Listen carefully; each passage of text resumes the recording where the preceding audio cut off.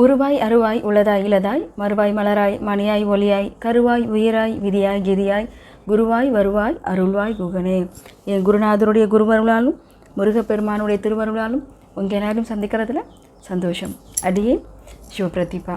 ஏற்கனவே நம்ம திருவெண்பாவை பற்றின சிந்தனை செஞ்சிட்ருக்கோம். ஏற்கனவே 2-3 பதிவுகள் இருக்குது இல்லையா? முதல் பாடல் வரைக்கும் நம்ம பார்த்துருக்கோம். எல்லோரும் பார்த்துருப்பீங்கன்னு நம்புகிறேன். பார்க்காதவங்க அதை பார்த்துட்டு இந்த பதிவுக்கு வாங்க. இன்றைக்கி நம்ம பார்க்க போகிறது 2வது பாடல். திருவெண்பாவையில் இருக்கக்கூடிய 2வது பாடல். முதல்ல பாடலை பார்த்துருவோம். அதன் பிறகாக பாவை நோன்பின் வழியும் இந்த ஆத்ம உணர்வுக்காக மணிவாசக பெருமான் நமக்கு என்ன சொல்கிறார் அப்படிங்கிறத பற்றியும் தொடர்ந்து நம்ம சிந்தனை செய்யலாம். இப்போ நம்ம பாடலுக்கு போகலாம். பாடல் 2. பாசம் பரஞ்சோதிக்கு என்பாய் ஈரா பகல் நாம் பேசும்போது இப்போது ஆர் அமளிக்கே நேசம் வைத்தனையோ நேரிழையாய் நேரிழையீர் சீச்சி இவையும் சிலவோ விளையாடி ஏசும் இடம் ஈதோ விண்ணோர்கள் ஏத்துதற்கு கூசும் மலர்பாதம் தந்தருள வந்தருளும் தேசன் சிவலோகன் தில்லை சுற்றம்பலத்துள் ஈசனார்க்கு அன்பராம் ஆரேலோர் எம்பாவாய் அப்படின்னு நீங்கள் நிறைவு பண்ணியிருக்கார். இப்போ முதல்ல பாவி நோன்பின் வழி நமக்கு என்ன சொல்ல வராங்க அப்படின்றத பார்த்துடலாமா? முதல்ல நம்ம என்ன பார்த்தோம்? முதல் பாட்டில் நம்ம என்ன பார்த்தோம்? முதல் வீட்டில் இருக்கக்கூடிய அந்த பெண் குழந்தைய போய் எழுப்புனாங்க. அந்த குழந்தை எழுந்தாளா? அந்த குழந்தை எழுந்திருக்கல. சரியா? இப்போ 2வது வீட்டுக்கு வந்துட்டாங்க. ஆனால் என்னாச்சு? எங்கேயோ இவங்க சொன்ன இந்த விஷயங்கள் எல்லாம் சுவாமியை பற்றின பெருமைகள், இவங்க பாடுற அந்த விஷயங்கள் யாருக்கோ ஒரு பெண்ணுக்கு கேட்டு, ஏதோ ஒரு வீதியில் இருக்கக்கூடிய பெண் குழந்தைங்களுக்கு கேட்டு அந்த குழந்தைங்க அங்கே வந்துட்டாங்க அப்படின்றது நமக்கு முதல் பாட்டிலேயே அங்கே சுவாமி நமக்கு பதிவு செஞ்சுருக்கார். அப்போ அங்கே ஒரு 4-5 பேருக்கு மேலே அந்த பெண் குழந்தைகள் அங்கே இருக்காங்க. இப்போ எல்லாருமாக சேர்ந்து அடுத்த வீட்டு பெண்ணுடைய கதவை போய் தட்ட ஆரம்பிக்கிறாங்க. அப்போ அவங்க சொல்லக்கூடிய முதல் வார்த்தை இதுதான், பாசம் பரஞ்சோதிக்கு என்பாய். அந்த 2வது வீட்டில் போய் கதவை தட்டிட்டு அவங்க அந்த குழந்தைக்கு என்ன சொல்கிறாங்க? எப்போது நீ என்னம்மா சொல்லுவ? என்னுடைய பாசம் முழுக்க அந்த பரஞ்சோதியாக இருக்கக்கூடிய அந்த பரமனுக்கு தான் சொல்லுவியே, இப்போ என்னாச்சு? நீ தூங்கிட்டு இருக்கியே அப்படின்னு கேட்குறாங்க. இரா பகல் நாம் பேசும்போது இப்போது ஆர் அமளிக்கே, அதாவது இரா பகல் நாம் பேசும்போது எப்போதும் அப்படின்னு சொல்கிறாங்க. எப்போ பார்த்தாலும் அது ராத்திரியாக இருக்கட்டும் பகலாக இருக்கட்டும், ஏதோ ஒரு விஷயத்தை பற்றி சுவாமியை பற்றி பேச ஆரம்பிக்கிறோம், இல்லை எந்த ஒரு விஷயத்தை பற்றி பேச ஆரம்பித்தாலும் என்னோடய பாசம் என்னவோ அது சுவாமிக்கு மாத்திரம்தான். வேறு யாருக்காகவும் என்னோடய பாசத்தை நான் கொடுக்க மாட்டேன். என்னோடய பாசம் முழுக்க அந்த பரஞ்சோதியாக இருக்கக்கூடிய சுவாமிக்கு மாத்திரமேன்னு சொல்லுவியே, இப்போ என்னாச்சு? ராத்திரி பேசினாலும் அதை தான் சொல்லுவேன், பகலில் பேசினாலும் அதை தான் சொல்லுவேன், அந்த சுவாமியை பற்றின சிந்தனையில் தான் இருப்பேன். அப்போ இப்போ என்னம்மாச்சு? இப்போது ஆர் அமளிக்கே நேசம் வைத்தனையோ, இப்போ என்னாச்சு? ஆர் அமளிக்கே மெதுவாக, அதாவது மென்மையாக இருக்கக்கூடிய அந்த படுக்கையின் மீது, அமளி அப்படின்னாக்கா படுக்கை மீது, அந்த படுக்கையின் மீது உன்னுடைய பாசத்தை வைத்தாயோ. அந்த சுவாமி மேலே இருந்த பாசம் இப்போ மாறி போய் இந்த படுக்கை மேலே உனக்கு வந்துருச்சா? அதனால தான் அவரை மறந்துட்டு, அந்த சுவாமியை மறந்துட்டு இந்த படுக்கை மீது மோகம் கொண்டு இன்னும் படுத்து தூங்கிட்டு இருக்கியா அப்படின்னு அந்த குழந்தைய பார்த்து அவங்க கேட்குறாங்க. திருப்ப 2 வரையும் திருப்ப பார்க்கலாம். பாசம் பரஞ்சோதிக்கு என்பாய் அப்படின்னு சொல்லிட்டு இருந்தீங்க. இரா பகல் நாம் பேசும்போது எப்போதும் அவனுடைய சிந்தனையிலேயே இருக்கக்கூடிய குழந்தை தானே நீனு, இப்போது ஆர் அமளிக்கே நேசம் வைத்தனையோ அப்படின்னு கேட்குறாங்க. இப்போ என்னாச்சு? இந்த படுக்கை மீது உன்னுடைய நேசம் மாறி போயிடுச்சா? அதனால தான் இன்னும் நீ தூங்கிக்கிட்டே இருக்கியா அப்படின்னு கேட்டுட்டு நேரிழையாய் அப்படின்ற வார்த்தையோடு அங்கே நிறைவு செய்கிறாங்க வெளியில் இருக்கக்கூடிய பெண்கள். இந்த நேரிழையாய் அப்படின்னாக்கா அழகாக நேர்த்தியாக உடை அணிந்திருக்கக்கூடிய பெண்கள், அழகாக அணியக்கூடியவள் அப்படிங்கிறது அங்கே பொருளாக இருக்குது. இன்றைக்கி இது நமக்கு ரொம்ப தேவைப்படக்கூடிய விஷயமாகவும் இருக்குது. ஒரு கோயிலுக்கு போகும்போது எந்த வழிமுறையில் நம்ம உடை உடுத்திட்டு போகணும் அப்படின்றது ஒரு முக்கியமான விஷயமாக இன்றைக்கி இருக்குது. ஆனால் அந்த ஒரு விஷயம் நமக்கு இன்றைக்கி இருக்கான்னு கேட்டால் அது எல்லாருக்குமான அந்த உணர்வு அப்படின்றது இருக்கிறதில்ல. நமக்கான பாரம்பரியமாக நமக்கு என்ன உடைகள் சொல்லியிருக்காங்களோ அந்த உடையை உடுத்திட்டு அந்த கோயிலுக்கு போகும்போது அது சிறப்புக்குரியதாக கண்டிப்பாக இருக்குங்க. இன்னொருத்தர் நம்ம பார்க்குறதுக்காக நம்ம உடைகள் அணிவது இல்லை இல்லையா? நமக்காக தான் அணிந்து கொள்கிறோம் அப்படிங்கும்போது அது நேர்த்தியாக அப்படின்னா அடுத்தனுடைய பார்வை என்னை பார்க்கும்போது அது மரியாதையான பார்வையாக இருக்கணுமே தவிர என்னை நோக்கக்கூடிய, என்னுடைய அங்கங்களை நோக்கக்கூடிய பார்வையாக அது இருக்கக்கூடாதுன்னா நான் என்னுடைய உடைகளை எப்படி அணிந்திருக்கிறேன் அப்படிங்கிறதும் ஒரு விஷயமாக தான் கருதப்படுது இல்லையா? அப்போ அவங்க என்ன சொல்கிறாங்க, ரொம்ப நேர்த்தியாக அப்படின்னாக்கா ரொம்ப அழகாக பார்க்குறவங்களாலும் கையெடுத்து கும்புற மாதிரி ஒரு குழந்தை போனால் எப்படி பார்க்கணும், கையெடுத்து கும்புற மாதிரி இருக்கக்கூடிய குழந்தையாக நேர்த்தியாக ரொம்ப அழகாக ஒரு கோயிலுக்குன்னு அதுக்கான அலங்காரங்கள் எப்படி தலை சீவணுமோ அது மாதிரி தலை சீவிருக்கா, ஜடை போட்டு குஞ்சம் வச்சு தலை நிறைய பூ வச்சு அப்படிலாம் போகணும்னு நான் இங்கே சொல்ல வரல. நம்ம போகும்போது நேர்த்தியான ஒரு அழகான உடையோடு, அதுவும் நம்மளுடைய பாரம்பரிய அந்த உடையோடு நம்ம போகும்போது இன்னும் அழகாக இருக்கும். நமக்கே ஒரு சந்தோஷம் வரும் இல்லையா? அந்த மாதிரி ஒரு உடையோடு நம்ம கோயிலுக்கு போகும்போது நமக்கே அது ஆசையாக இருக்கும். அதே போல் கோயிலில் இருக்கக்கூடிய அந்த பாசிட்டிவ் எனர்ஜியை நம்ம ரிசீவ் பண்ணிக்கிறதுக்கும் ஒரு நல்ல வாய்ப்பு நம்மளுடைய பாரம்பரிய அந்த உடையாக இருக்கும் பட்சத்தில். நமக்கு இது அழகாக நமக்கு பெரியவங்க எல்லாம் சொல்லி கொடுத்துட்டு போயிருக்கிறாங்க. ஒரு நூல் புடவையாக, அதாவது காட்டன் சாரியாக இருக்கட்டும், இல்லை பட்டினால் செய்யப்பட்ட அந்த புடவையாக இருக்கட்டும், எதுவாக இருந்தாலும் இந்த 2 புடவையில் அது காட்டன் சாரியோ இல்லை பட்டு சாரியோ இதை உடுத்திட்டு போகும்போது அங்கே இருக்கக்கூடிய பாசிட்டிவ் எனர்ஜியை ரிசீவ் பண்ணிக்கிறதுக்கான அந்த ஆற்றல் சக்தி அந்த உடைக்கு உண்டுன்னு நமக்கு சொல்லப்பட்டிருக்கு. அப்போ யோசிச்சு பாருங்கள், நம்ம போகும்போது எந்த மாதிரி உடைகளில் நம்ம அங்கே போகணும், எப்படி போகும்போது அங்கே இருக்கக்கூடிய அந்த பாசிட்டிவ் எனர்ஜியை நம்ம ரிசீவ் பண்ணிக்க முடியுங்கிற அந்த தாட்டோடு நமக்கு போகணும். இங்கே இருக்கிற அந்த பெண் குழந்தை பாருங்கள், தூங்கிட்டு இருக்கா. ஆனால் எப்படி வருவாளாம் ஒவ்வொரு தடவை கோயிலுக்கு போகும்போது, என் அப்பாவை நான் பார்க்க போகிறேன், என்னோடய அம்மாவை நான் பார்க்க போகிறேன் அப்படிங்கும்போது எவ்வளோ அழகாக நான் சந்தோஷமாக ஒரு 2 வருஷம் கழிச்சு இல்லை 3 வருஷம் கழித்து எங்கள் அப்பாவையும் அம்மாவையும் நான் பார்க்க போகிறேன் அப்படின்னா எவ்வளோ அழகாக என்னென்ன அலங்காரம் செஞ்சுக்கிட்டு போவேனோ அதே போல் நித்தியமாக அந்த கோயிலுக்கு போகும்போது அந்த குழந்தை எப்படி வராலாம், எங்கள் அப்பாவை நான் பார்க்க போகிறேன், எங்கள் அப்பா என்னை பார்க்கும் போது அவர் சந்தோஷப்படணும், என் குழந்தை அழகாக இருக்கா அப்படின்ட்டு சந்தோஷப்படணும் அப்படின்றதுக்காக ரொம்ப நேர்த்தியாக அழகாக உடை அணியக்கூடியவளாக இருக்கக்கூடியவள் தானே நீனு. அப்படி சுவாமிக்காக நித்தியமாக எங்கள் அப்பாவுக்கு நான் இப்படி உடை அணிஞ்சிட்டு போகிறேன், அப்போ தான் அவருக்கு பிடிக்கும், இந்த மாதிரி உடைகள் போடும்போது எங்கள் அப்பாவுக்கு பிடிக்கும்னு எல்லாமே அந்த சுவாமிக்காகன்னு செஞ்சுக்கிட்டு இருந்தியே. இப்போ என்னம்மா ஆச்சு, அவ்வளோ அழகாக ஒவ்வொரு நாளும் ஸ்ரதை எடுத்து அதுக்காக ஒரு தலைவாரி, அதுக்காக பூச்சூடி, அதுக்காகவே ஒரு நேரத்தை ஒதுக்கி அவருக்காகவே தானே வருவேன் கோயிலுக்கு நீ, இப்போ என்ன ஆச்சு தூங்கிட்டு இருக்கியா அப்படின்னு நாங்கள் கேட்டு நிறைவு செய்கிறாங்க. நேரிழையா அப்படின்னா நேர்த்தியாக உடையை அணியக்கூடியவள் அப்படிங்கிறது அங்கே பொருளாக நமக்கு சொல்லப்பட்டிருக்கு. இதோட வெளியில் நிற்கிறவங்க பேசி நிறைவு பண்ணுறாங்க. இப்போ உள்ளே இருக்கக்கூடியவள் அங்கே பதில் சொல்ல ஆரம்பிக்கிறா.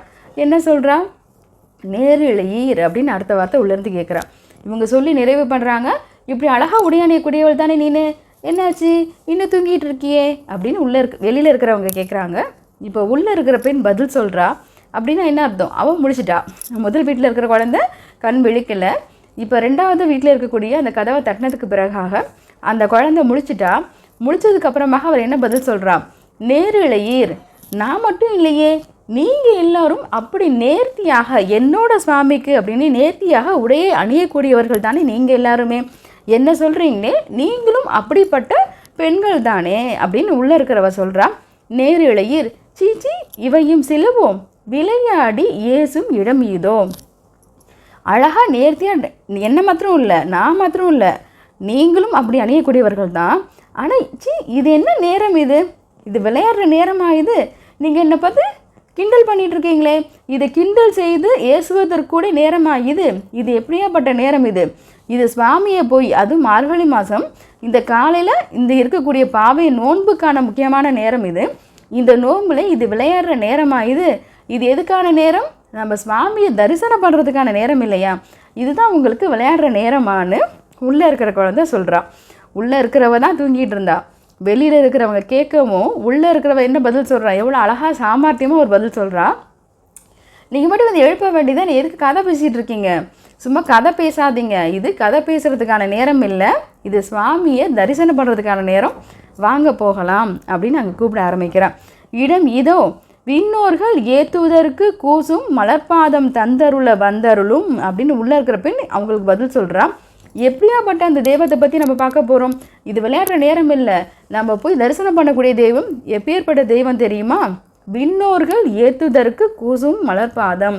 விண்ணவர்களாக இருக்கக்கூடிய தேவர்களே தூய்மையானவர்கள் தான், அப்படிப்பட்டவர்களே இந்த சிவபெருமானுடைய திருப்பாதங்களை தொடணும் அப்படின்னா அவருடைய உள்ளங்கள் கூசுகிறதாம். ஏன்? ஒரு பெரியவங்களை பார்த்து அவங்களோட திருப்பாதங்களை தொடுறதுக்கு உடனே நம்ம கடகட நேராக இங்கேருந்து போய் தொடர முடியுமா? நம்ம யாரோ ஒரு பெரியவங்களை போய் யாரோ ஒரு குருமாரை போய் பார்க்க போகிறோம் அப்படின்னா வேகமாக இங்கேருந்து போன வாரத்தில் இங்கே வேகமாக போய் அவங்க திருப்பாதங்களை தொட முடியுமான்னு கேட்டால் அப்படி நம்ம போய் தொடவும் முடியாது இல்லைங்களா? அவங்கக்கிட்ட ஒரு பெர்மிஷன் கேட்கணும், திருப்பாதத்தை தொடுறதுக்கு பெர்மிஷன் கேட்கணும், அவங்கக்கிட்ட விபூதி இட்டுக்கணும்னா அதுக்கான ஒரு கேட்குறதுக்கு தயக்குவோம் இல்லையா? விபூதி கொடுங்கன்னு கேட்குறதுக்கு தயங்குவோம், ஒரு விஷயத்தை அவங்கக்கிட்ட கேட்குறதுக்கு தயக்கம் வரும். ஏன்? எல்லா இடத்துலையும் அவங்க தூய்மையானவர்கள், பெரியவங்க அப்படிங்கிற மரியாதை இல்லைங்களா? அதே போல் தான் இந்த விண்ணவர்கள் எல்லோரும் பெரியவங்க தான், 30 முக்கோடி தேவர்களுமே ரொம்ப பெரியவர்கள் தான். ஆனாலுமே இவங்களை பார்க்கும்போது, அதாவது இங்கே சிவபெருமானை வந்து பார்க்குறதுக்கு சுவாமியும் அம்பாளுமாக இருக்கும்போது அவங்களோட திருப்பாதங்களை வந்து தொடரத்துக்கு அவங்களால முடியுமான்னு கேட்டால் அவங்களே யோசிப்பாங்களாம், அதுக்கு நான் தகுதி உடையவனா, அவருடைய திருப்பாதங்களை தொடுவதற்கான தகுதி எனக்கு இருக்கா அப்படின்னு விண்ணவர்கள் யோசிக்கக்கூடிய அந்த திருப்பாதம் அது. ஆனால் இந்த மார்கழி மாதத்தில் சுவாமி என்ன பண்ணுறாராம், ஒவ்வொரு வீட்டு வாசலுக்கும் அவராக வந்து அனுகிரகம் பண்ண வராரே. எப்பேற்பட்ட கருணை உள்ள தெய்வம் அது. அந்த தெய்வத்தை பார்க்கறதுக்கு நம்ம எல்லாம் போக வேணாமா அப்படின்னு அடுத்தது இந்த பொண்ணு கேட்குறான். யோசிச்சு பாருங்கள், விண்ணவர்கள் தொடர்றதுக்கு கூட யோசனை பண்ணக்கூடிய ஒரு தெய்வம் தான், அப்பேற்பட்ட திருவடி தான். ஆனால் அந்த திருவடி எங்கே வந்து அனுகிரகம் பண்ணுறதுக்கு ரெடியாக இருக்குது? நம்ம வீட்டு வாசலுக்கு. எந்த மாதத்தில்? இந்த மார்கழி மாதத்தில். மார்கழி மாதத்தில் நம்ம வீட்டுக்கு வரக்கூடிய தெய்வமாக இருக்கக்கூடிய அந்த சுவாமியை வரவேற்கும் பொருட்டு தான் நம்ம என்ன பண்ணுறோம், அழகாக பெரிய கோலங்கள் போட்டு விளக்கேற்றி வச்சு வீட்டுக்குள்ளேயும் விளக்கேற்றி நம்மளோட பூஜை அறையிலையும் அழகாக நேர்த்தி அலங்காரம் பண்ணி அங்கே விளக்கேற்றி சாமி கும்பிட்றதுக்கு எல்லாமே ரெடி ஆகிறோம் அப்படின்னா அதுக்கு காரணம் என்ன? சுவாமி இந்த மார்கழி மாதத்தில் ஒவ்வொரு வீடுகள் தோறும் வந்து அனுகிரகம் பண்ண வருகிறார் அப்படிங்கிற காரணத்தினால தான். சரிங்களா? இப்போ அடுத்த வார்த்தைக்கு போகலாம். கூசும் மலர்பாதம் தந்தருள வந்தருளும் தேசன். இந்த லோகத்துக்கு அவனுக்கு சொந்தமானவன், இந்த லோகமே அவனுக்கு சொந்தமானது, இந்த தேசமே அவனுக்கு சொந்தமானது, அவனே இந்த தேசமாகவும் இருக்கிறான். வந்தருளும் தேசன் சிவலோகன் தில்லை சிற்றம்பலத்துள் ஈசனார்க்கு அன்பராம் ஆரேலோர் என்பாவாய். தில்லை சிற்றம்பலத்துக்கு ஈசன் அப்படின்னு சொன்னால் தில்லை சிற்றம்பலம் இருக்கக்கூடிய பெருமை மிக்கது எதுனா நடராஜர் திருமேனி தானே. அந்த நடராஜர் திருமேனி இன்றைக்கும் நமக்குள்ளே ஆடிட்டு இருக்கார். அப்படிங்கிறதுனால தான் இன்றைக்கும் நமக்குள்ளே இருக்கக்கூடிய அந்த இயக்கம்ன்றது இயங்கிக்கிட்டு இருக்குது இல்லையா? என்றைக்கு அங்கே சுவாமி அதை ஆடுறதை நிற்கிறாரோ, நிற்கும் போது எனக்கான அந்த முடிவு காலம் அங்கே வந்து நிறைவாகும் இல்லையா? அப்போ ஒவ்வொருத்தருக்குள்ளேயும் ஆடிக்கொண்டு இருக்கக்கூடிய சுவாமி யாராக இருக்கிறாரன்னா அந்த தில்லை சிற்றம்பலத்தில் இருக்கக்கூடிய அந்த ஈசன் இருக்கிறதுலே பெரும் தெய்வமாக. கோயில்னு சொல்லும் போது சட்டுன்னு நமக்கு ஞாபகம் வருது என்னவாக இருக்குது? சிதம்பரம் கோயில் தான். அங்கே இருக்கக்கூடிய அந்த நடராஜர் திருமேனி தான். அந்த பாதம் அதுக்கு இடையான ஒரு விஷயம் இன்றைக்கும் இருக்கான்னு கேட்டால் எனக்கு தெரியாது. எனக்கு ரொம்ப என் மனசுக்கு ரொம்ப நெருக்கமான ஒரு திருமேனி அந்த நடராஜர் திருமேனின்னு சொல்லலாம். அதுலேயும் அங்கே தில்லையில் இருக்கக்கூடிய நடராஜர் திருமேனி எனக்கு எப்போ போய் தரிசனத்துக்காக நான் போகும்போதும், சிதம்பரம் போயிட்டு எப்போ போய் நான் அந்த சுவாமியை தரிசனம் பண்ண போனாலுமே சுவாமியோட முழு திருமேனியை இது வரைக்கும் நான் தரிசனம் பண்ணதும் இல்லை.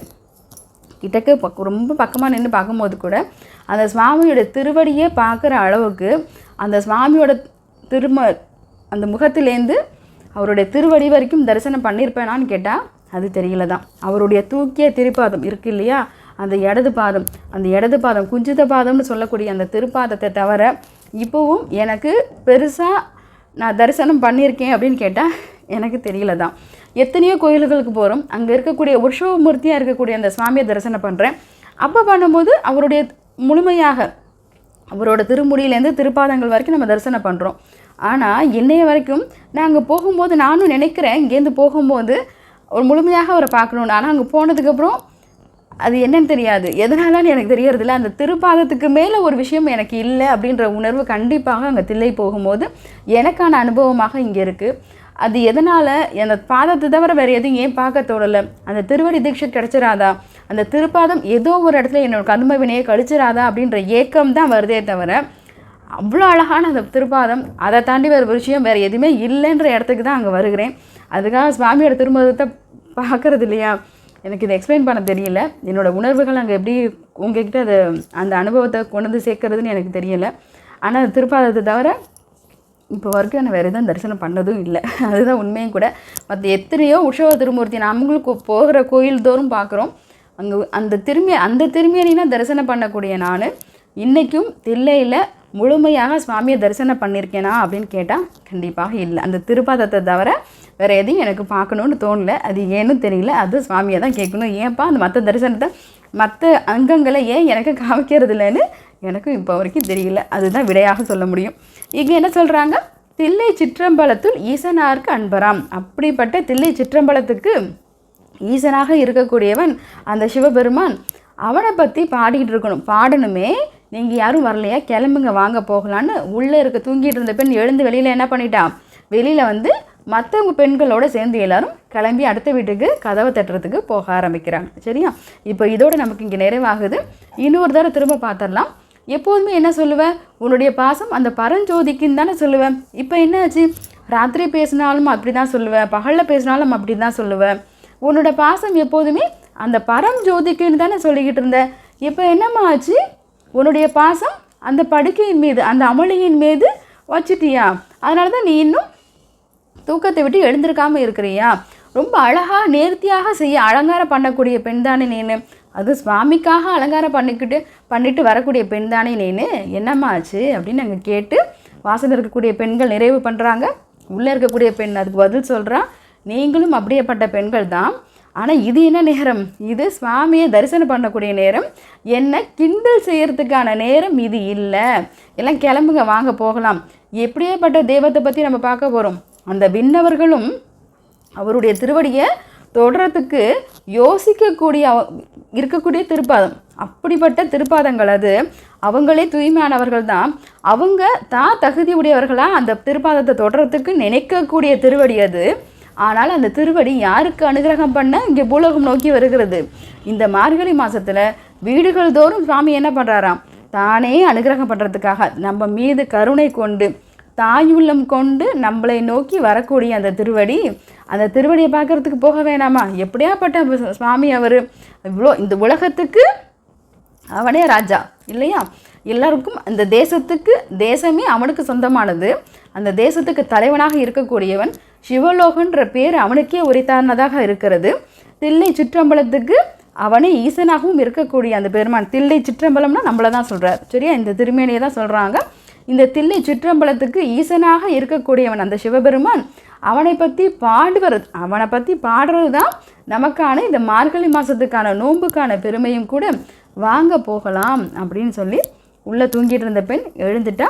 வெளியில் வந்து இருக்கக்கூடிய மற்ற பெண்களோட ரொம்ப சந்தோஷமாக அந்த சுவாமியை பற்றின அந்த திருவடி பெருமையோட அந்த சந்தோஷத்தோட அந்த வார்கழல்கள் சொல்லக்கூடிய பெருமை மிக்க அந்த திருவடியை பற்றி பேசிக்கிட்டே அடுத்த வீட்டுக்கு அவங்க போக ஆரம்பிக்கிறாங்க. இப்போது இந்த இடத்துல சுவாமி நமக்கு, அதாவது மணிவாசக பெருமான் நமக்கு என்ன ஆன்ம ரீதியாக சொல்கிறாருங்கிறத பார்க்கலாமா? திரும்ப மறுபடியும் இந்த பாடலுக்கே நம்ம போகலாம். பாசம் பரஞ்சோதிக்கு என்பா ஈரா பகல் நாம் பேசும்போது எப்போது அப்படின்னு நீங்கள் சொல்கிறாங்க. இப்போ நமக்கு என்ன சொல்ல வராருங்க, போன பிறவியில் உன்னோட பாசம் நீ யார் மேலே வச்சுருந்த, அந்த பரஞ்சோதி மேலே தானே வச்சுருந்த.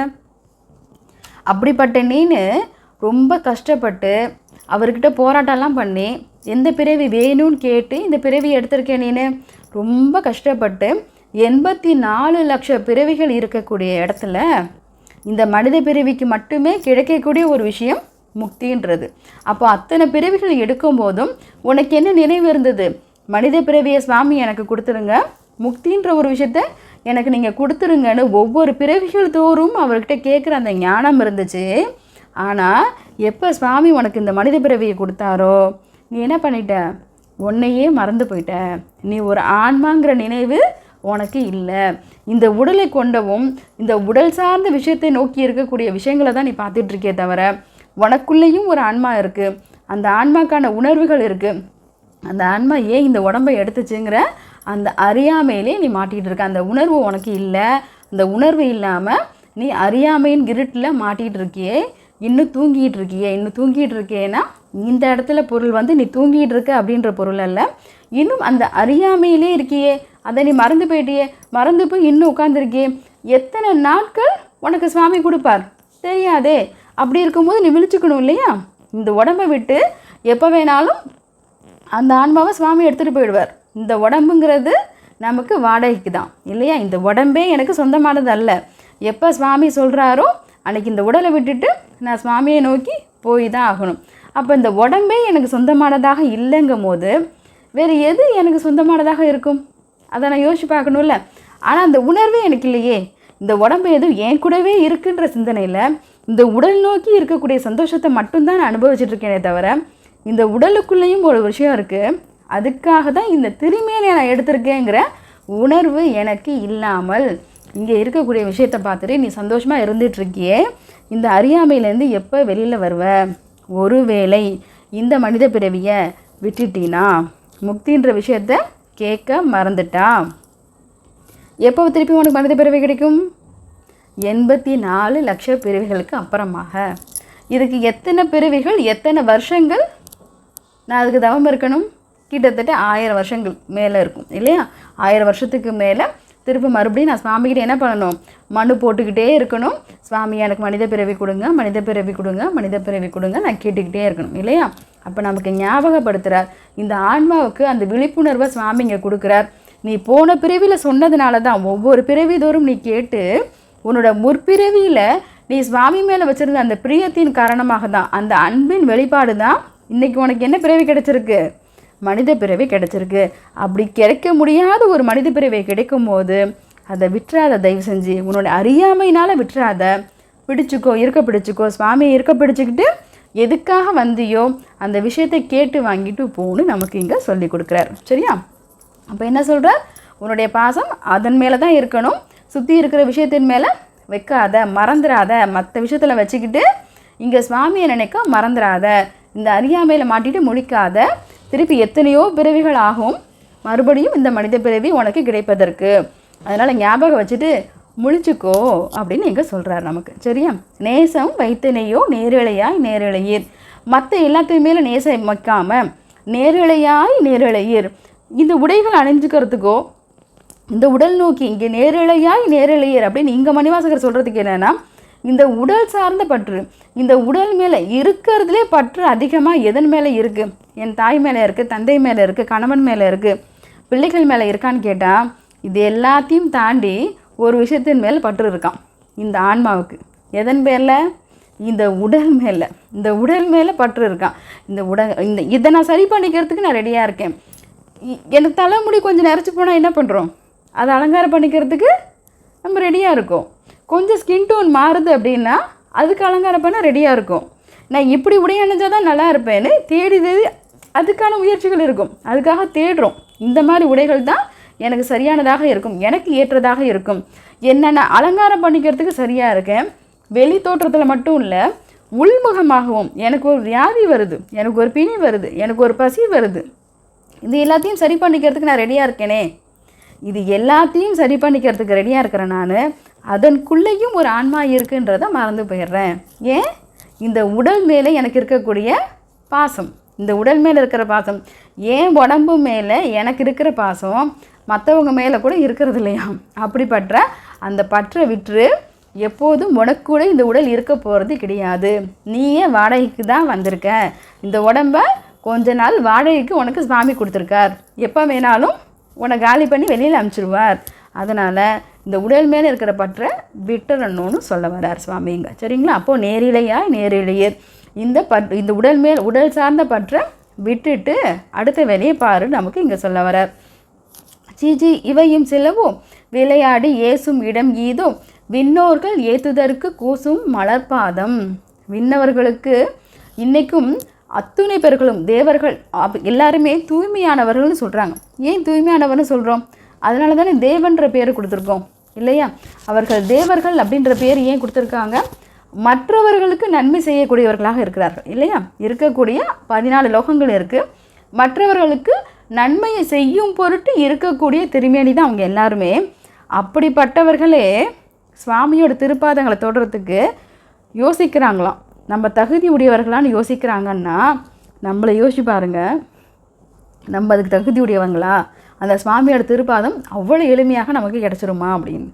அவங்க எல்லோரும் 33 கோடி தேவர்களையும் உருவாக்கினது சுவாமி தான். அவங்களுக்கான அனுகிரகத்தை கொடுத்ததும் சுவாமி தான்.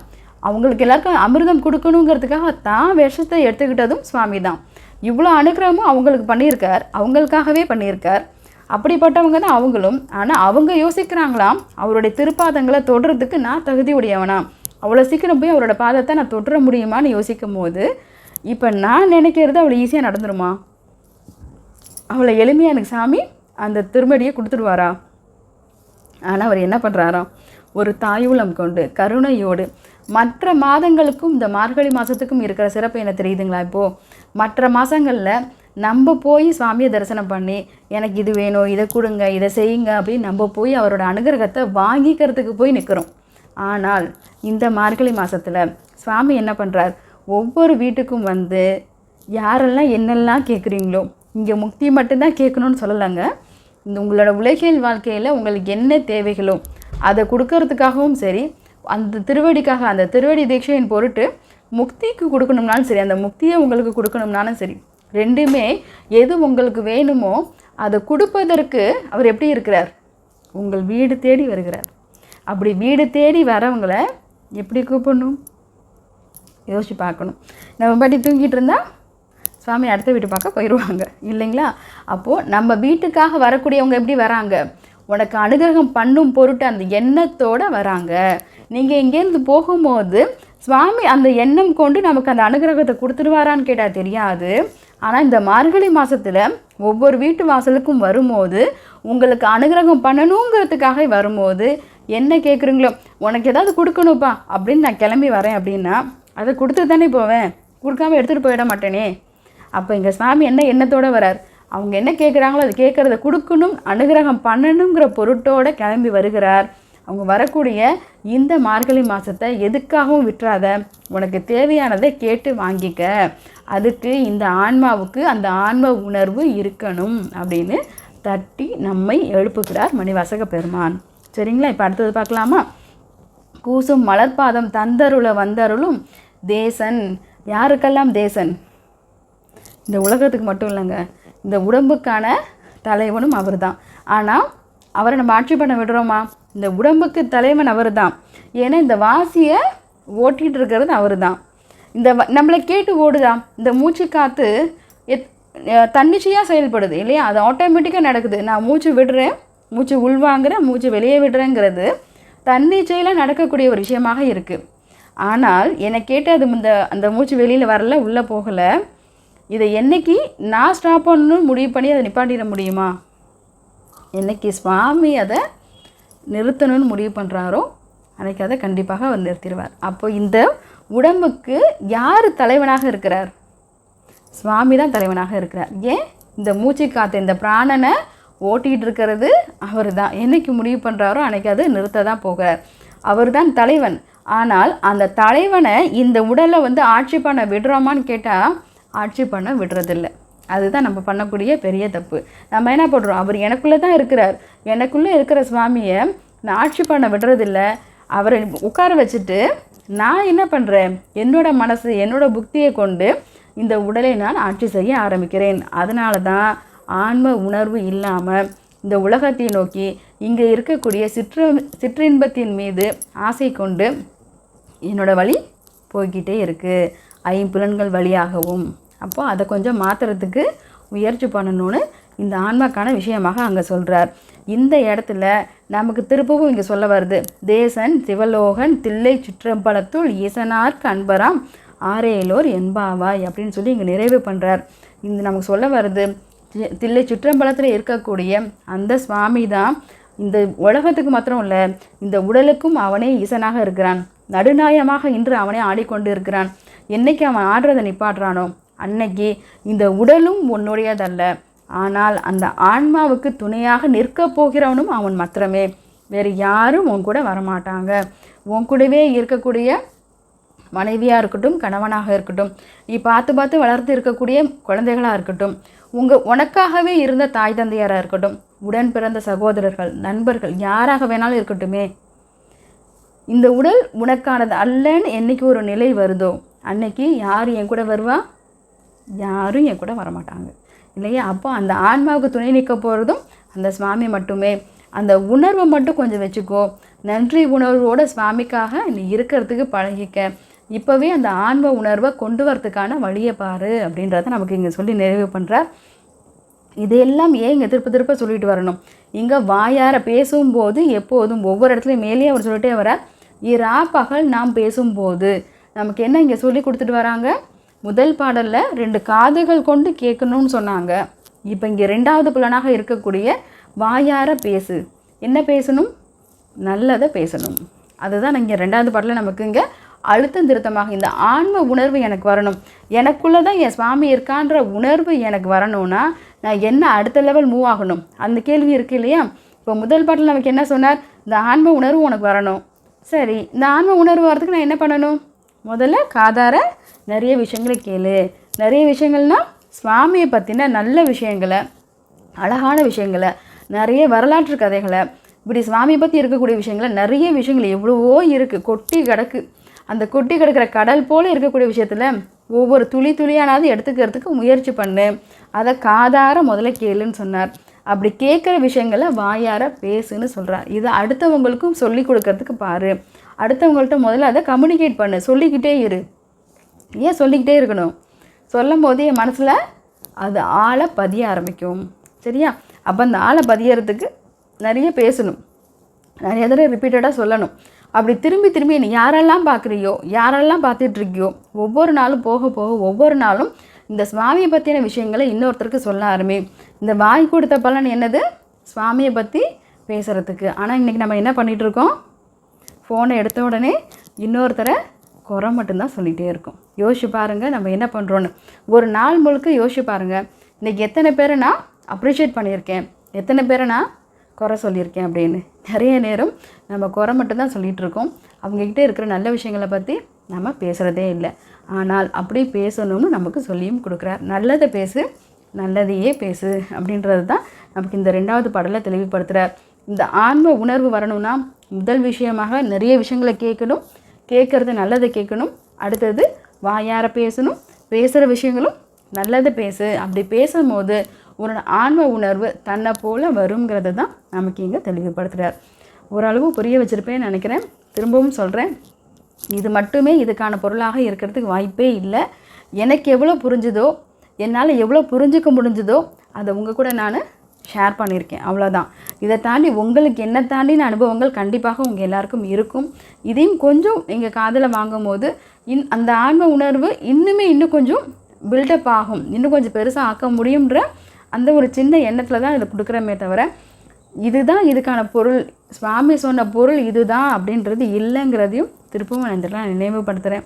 படித்து பாருங்கள், திருப்பி படித்து பாருங்கள். எல்லாருக்கும் அந்த ஆன்ம உணர்வு வரணும். மணிவாசக பெருமான் எல்லாருக்கும் அந்த அனுகிரகத்தை கண்டிப்பாக பண்ணுவார். ஏன்னா அதுக்காக தான் நம்ம எழுப்புறதுக்காக தான் அவரே இங்கே வந்திருக்கிறார். அப்படி ஒவ்வொரு இடத்துலையும் அவரே குருவாக இருந்து நம்மளை எழுப்புவார். அவர் எழுப்பணுங்கிற பிரார்த்தனையோடு இந்த பாடலை நம்ம இங்கே நிறைவு செய்வோம். அடுத்த பாடலை நம்ம அடுத்த பதிவாக கண்டிப்பாக சிந்தனை செய்வோம். தொடர்ந்து பயணிப்போம். சிவாய நம. திருச்சிற்றம்பலம்.